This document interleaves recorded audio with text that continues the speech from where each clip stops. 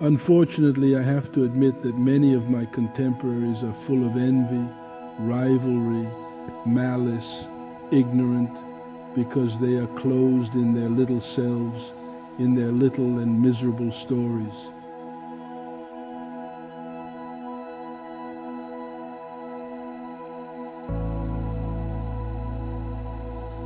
Ignorant because they have never set out on a spiritual journey, coming out of their ego to seek and find a new center, the treasure, we spirituals who are on a journey, instead, while we advance, although sometimes laboriously.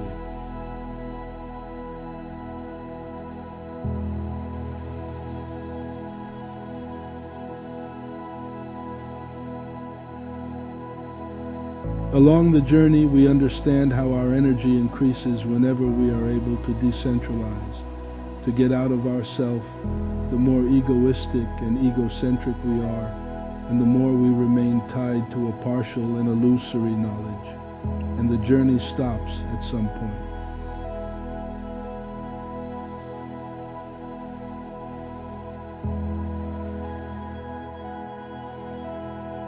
And he can't go on anymore. I have known many people who had to interrupt the journey or could never even begin it because they were confused and imprisoned by the lack of orientation, the loss of direction, the absence of meaning.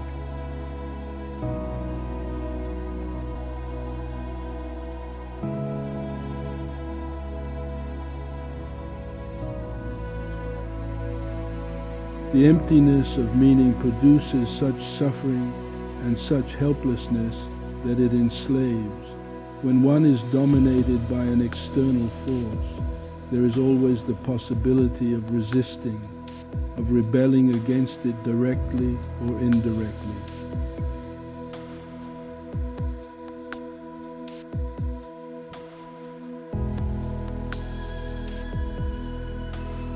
They say they can take my body but not my soul.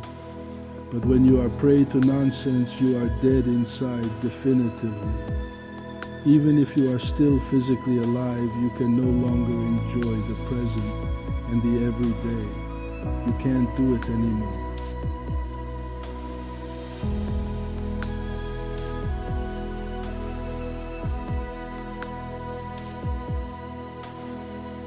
To be moved in front of a flower, a smile, one is broken inside, in the heart. The traveler that you are now listening to me, now reached the last passages of his journey. In the last spirals recognizes a direct relationship between his existence and God.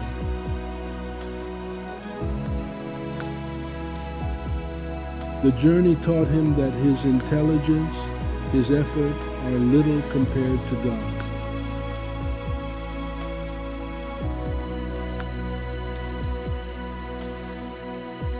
He thus renounces possession of things and people and entrusts them to God's hands. This is the first operation initiated by the passage to the center.